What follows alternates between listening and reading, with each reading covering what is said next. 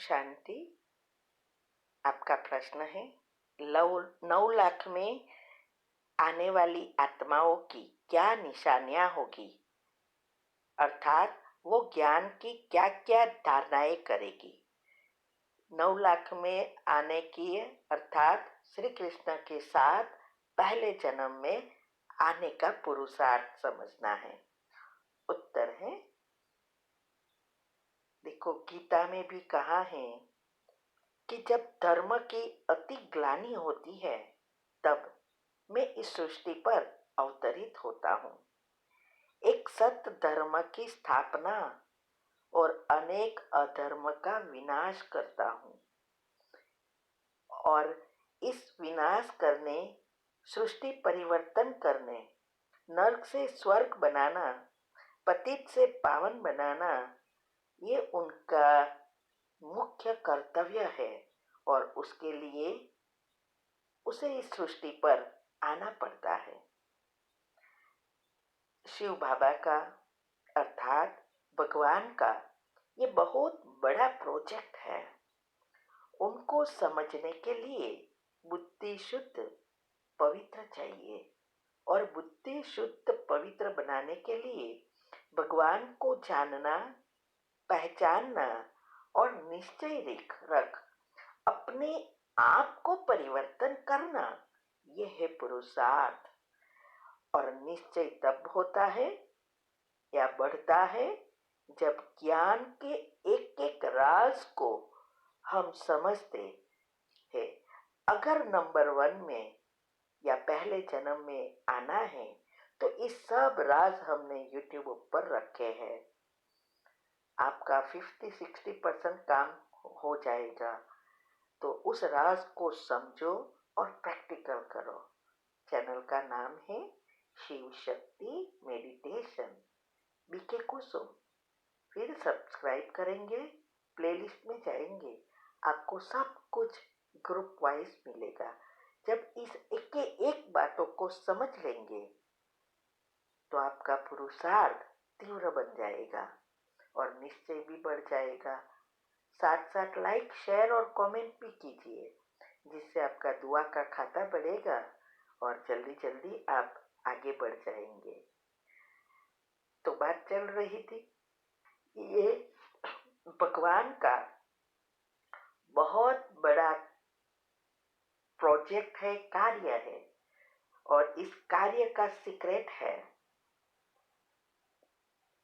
कि पहला यह है कि इसमें पहला प्रोजेक्ट है विश्व की लगभग 800 करोड़ आत्माएं हैं, उन सब तक मैसेज पहुंचाना। दूसरा, इसमें से 33 करोड़ आत्माएं परमात्मा को पहचान कर उनके बच्चे बनेंगे, जिनका शास्त्रों में गायन है 33 करोड़ देवी देवताओं के रूप में यादगार है। 33 करोड़ में आना अर्थात कोटों में कोई बनना, और फिर नंबर 1 में आना अर्थात कोई में भी कोई विरला, जो है जैसा है वैसा पहचान कर उसके समान बनते हैं। ये गीता में कहा है ना। तो ये बातों को अच्छी रीति समझना है। अभी ये 33 करोड़ आत्माएं हैं, इसमें भी 5 प्रकार के उनके बच्चे हैं, बनते हैं। स्नेही, सहयोगी, योगी, महायोगी और महायोगी। ये जो महायोगी है वही नक्षत्र, ग्रह, 10 डायमेंशन में जो एनर्जी का लेयर्स है, आयाम है, वो सब यही आत्माएं बनती है। 33 करोड़ में से 31 करोड़ त्रेता में आने वाली फेल आत्माएं हैं। आप सोचो, 31 करोड़ आत्माएं फेल। जो कोई धारणाएं नहीं करेगी और पुरुषार्थ करेगी, थोड़ा करेगा, ऊपर नीचे होती रहेगी, उस अनुसार वो स्वर्ग में माना त्रेता युग में आएगी। ये एक सेकंड हैंड मोबाइल जैसा है त्रेता युग। सुख है, लेकिन पहले जन्म या स्वर्ग में 8 जन्म जैसा नहीं। जैसे जैसे समय नीचे आता जाएगा, माना अ, पहला, दूसरा, तीसरा, ऐसे करके 1250 साल जो सतयुग का है, उसमें थोड़ा थोड़ा अंतर होते होते त्रेता में 2 कला आत्मा की कम हो जाती है।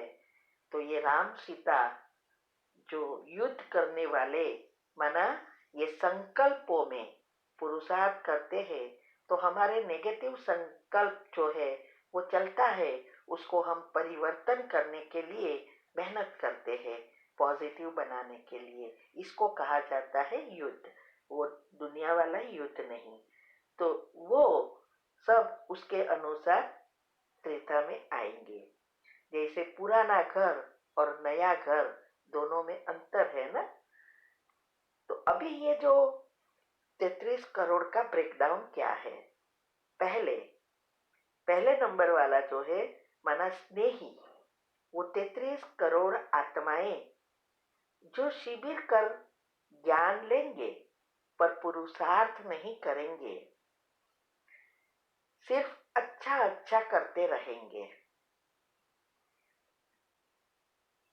दूसरा उसमें जो 31 करोड़ में है, वो स्नेही में से सहयोगी बनेगी। कई आत्माएं वो 7 दिन का शिविर करेगी, अंदर से कोई ना कोई टचिंग होगी, तो कोई ना कोई सेवा देंगे। कोई धन की सेवा भी बहुत करते हैं, कोई डेकोरेशन की सेवा करेंगे, कोई पैम्पलेट वगैरह छपवा देंगे, कोई माइक की सेवा करेंगे। ऐसी बहुत सारी सेवाएं हैं।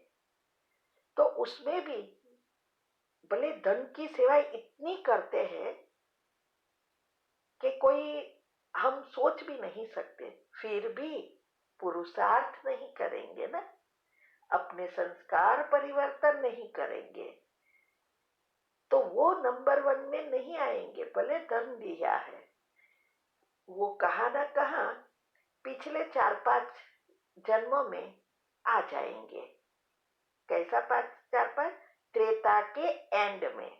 सतयुग में तो आएंगे ही नहीं, क्योंकि सतयुग के लिए 33 करोड़ नहीं, लेकिन 2 करोड़ वाली आत्माएं ही है। उसके लिए तो सब धारणाएं पुरुषार्थ करना पड़ता है।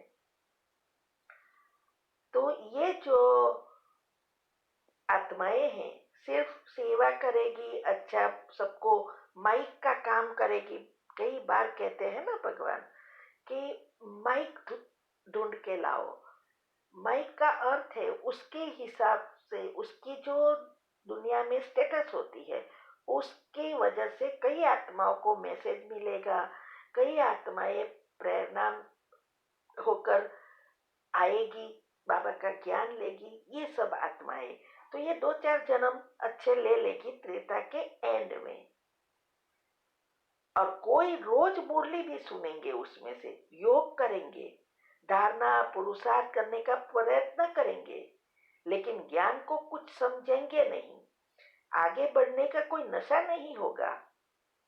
चलते हैं, करना है, कर लेंगे, गें गें गें गें करते रहेंगे।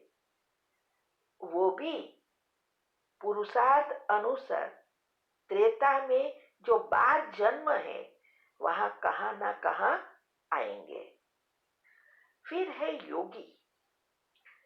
योगी जो है वो 2 करोड़ आत्माएं जो तीव्र पुरुषार्थ करेंगे सतयुग में नंबर 1 में आने के लिए। परंतु सतयुग में 8 जन्म में पुरुषार्थ अनुसार ही आएंगे। क्योंकि सब करना चाहते भी नहीं कर पाएंगे, उसके कर्म भी है और उसका पाठ भी ऐसा है। तो 33% के ऊपर जो भी पास होंगे मार्क लेकर, वो आत्माएं इस सतयुग के अंत तक 2 करोड़ होगी। वो फिर नंबरवार पहले जन्म, दूसरा जन्म, तीसरा कैसे न कहां से आएगी।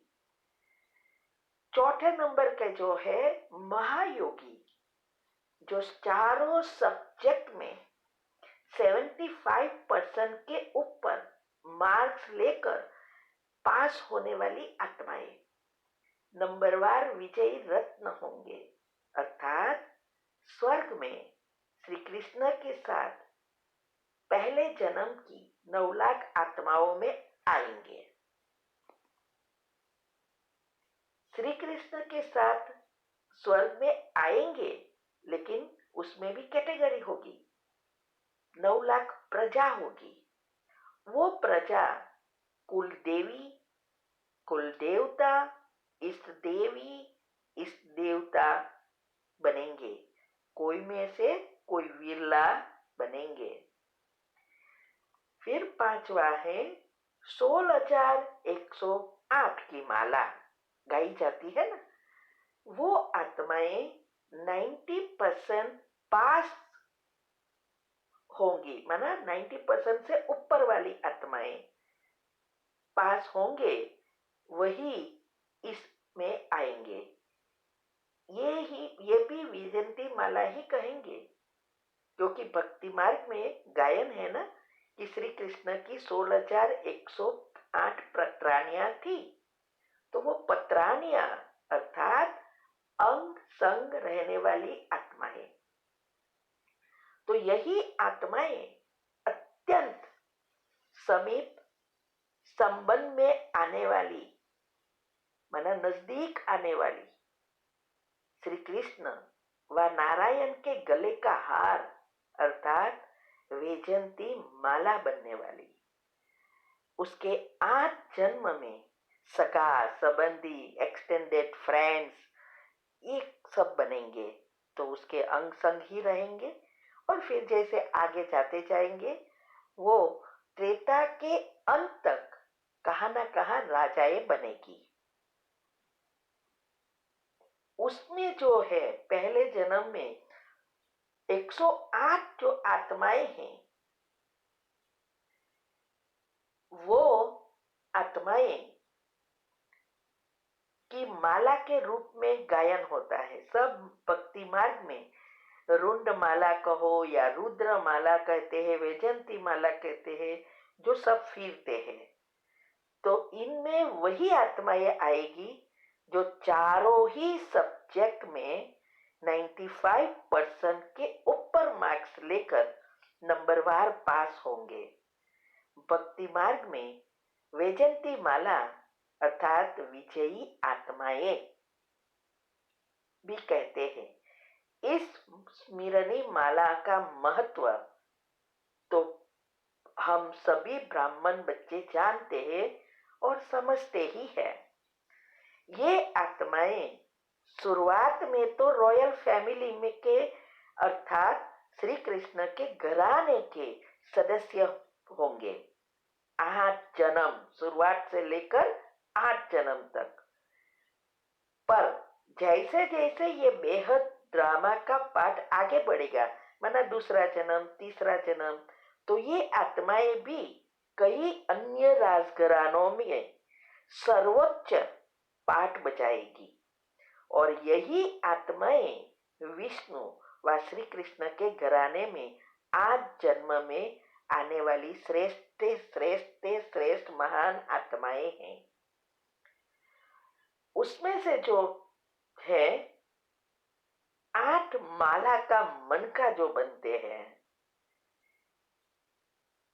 वो इस रुद्र ज्ञान यज्ञ में संपूर्ण निश्चय बुद्धि अपना सर्वस्व बलिहार कर ब्राह्मण जन्म से ही मनसा वाचा कर्मणा पवित्र बन पास विथ ऑनर बनेंगे। मना सब हिसाब किताब चुकतो, नो बैलेंस। और वो वही आत्माएं जो ग्रह है वो है, इनका ही गायन पूजन अत्य विधि विधान से होता है। जिसने जो भी इस सृष्टि के लिए सेवाएं की उस अनुसार उनकी पूजा होती है। तो सबसे ज्यादा तो राधे कृष्ण की आत्मा, फिर ये उसके साथ 8 आत्माएं। सतयुग में ये अष्टरत्न ही नंबरवार सर्वोच्च राज सत्ता पर काबिल होंगे। भक्ति मार्ग में मनुष्य आत्माएं अपने अपने ग्रहों को शांत करने के लिए नवरत्न की अंगूठी धारण करती है। वो इन 8 रत्न और हीरे के रूप में शिव बाबा के संकेत स्वरूप में ही धारण करती है। आभा मंडल में ये मुख्य ग्रह है और ये मुख्य ग्रह ही हमारे मुख्य चक्र से जुड़े हैं और उसके ही दशाएं हमें मिलती है, पनिशमेंट भी मिलती है, सुख भी मिलता है इस आत्माओं के कारण, क्योंकि यही हिसाब किताब रखती है और सारा आभा मंडल हमारे सूक्ष्म शरीर से जुड़ा है और ऐसे ये विश्व चलता है। अभी कौन 9 लाख में आ सकते, उसकी निशानी क्या होगी? तो अभी नीचे की जो बातों पर हम ध्यान रखकर संपूर्ण बनने का ये तीव्र पुरुषार्थ करेंगे, सभी धारणाओं में एक्यूरेट होंगे, संपूर्ण संतुष्ट होंगे। इच्छा मात्रम अविद्या, संकल्प में भी कोई इच्छा नहीं, न खाने की, पीने की, घूमने की, कपड़े अच्छे अच्छे पहनने की, फैशन करने की, मान शान जो भी आज दुनिया में चल रहा है, इसमें से संकल्प मात्र भी उसको इच्छा ना हो या खींचे नहीं। फिर दिनचर्या के साथ मनचर्या एक्यूरेट होगी, सुबह से उठते रात तक की। एक्यूरेट चार्ट रखेंगे, योग और सेवा का बैलेंस रख पूरा पूरा ध्यान रखकर चार्ट को मेंटेन करेंगे। आलस्य, अलबेलापन, निंद्रा, भोग, विलास सब से मुक्त, क्योंकि मूलाधार की ये सब देन है। मूलाधार चक्र से कुंडलिनी ऊपर उठ जाएगी तो ये सभी से मुक्त हो जाएंगे। अमृत वेला, योग, मुरली, ट्रैफिक कंट्रोल, नुमासाम योग कभी भी मिस नहीं होगा। शिव बाबा की याद माना परमात्मा की याद उसको एक मैग्नेट की तरह खींचती रहेंगे, निरंतर योगी होंगे। सकारात्मकता नेचुरल होगी, ज्ञान स्वरूप होंगे। ये ज्ञान चाल चलन, चेहरे, वाणी, व्यवहार में दिखाई देगा, जीवन में दिखाई देगा। ड्रामा और कर्म की गति का उपयोग कर हर समस्या में फुल स्टॉप लगाकर कर्म और संस्कार परिवर्तन कर आगे बढ़ेंगे। सारे गुण इमर्ज होंगे, संपूर्ण पवित्र होंगे, स्वप्न शुद्ध पवित्र, विकारों और विकर्म से मुक्त होंगे। इसके लिए हमने यूट्यूब पर बहुत सारे टॉपिक रखे हैं कि संपूर्ण पवित्रता की व्याख्या और उनको वो बनने के लिए क्या करना है, जिसकी यादगार भक्ति मार्ग में भी है, लेकिन वो स्थूल चीजें हैं, यहाँ सूक्ष्म है, तो वो आप सुन सकते हैं। एक एक चीज का भगवान की अमानत समझ मन और बुद्धि से सब कुछ उनको सरेंडर कर कहाँ भी व्यर्थ ना जाए उसका पूरा ध्यान रखेंगे, एक एक पैसे पर, और सदुपयोग करेंगे। हमारे जो ब्राह्मण जीवन की मर्यादाओं है, लिस्ट है, उसका पालन करेंगे। सूक्ष्म से सूक्ष्म पापों से भी मुक्त होंगे। एक एक चीज पर ध्यान रखेंगे कि कहाँ सूक्ष्म पाप तो नहीं होते। कभी कभी क्या होते हैं, बड़ी बड़ी धारणाएं, बड़ी बड़ी चीजें पर हम ध्यान रखते हैं, लेकिन सूक्ष्म पाप पर कोई ध्यान नहीं रखता, और वो सबसे बड़ा लीकेजिस है। वो भी लीकेजिस हमने रखा है कि पुरुषार्थ करते लेकिन क्यों दिखाई नहीं देता। तो ऐसे पूरा तीव्र पुरुषार्थ से शरीर की सारी सिस्टम रिसेट हो जाएगी, आत्मा की बैटरी फुल चार्ज हो जाएगी, ब्रेन 100% खुल जाएगा। अभी जो सब पार्ट है ना, कॉन्शियस, सबकॉन्शियस, अनकॉन्शियस, सुपर, ये सब नहीं होगा, एक ही हो जाएगा, क्योंकि न्यूरॉन सब बैलेंस हो जाएंगे। अभी मर्ज है, फिर DNA, biological clock, sleep cycle, Anahata chakra balance हो जाएगा, सुषुम्ना नाड़ी खुल जाएगी, साते चक्र खुल जाएंगे, सब रिसेट होकर ये तीन एनर्जी का बैलेंस हो जाएगा। इलेक्ट्रॉन, प्रोटॉन और न्यूट्रॉन, ये तीनों का बैलेंस बना अनाहत चक्र नेचुरल खुल जाएगा। तब हम स्थायी सुख, स्वर्ग का प्राप्त कर सकते हैं। बस तो अभी ये अच्छी रीति समझो और आगे बढ़ो। हम भी गृहस्थ में ही हैं, और गृहस्थ में रहते ये सब कर रहे हैं। हमारा मकसद ही है नंबर 1 में आना। ठीक है। ओम शांति।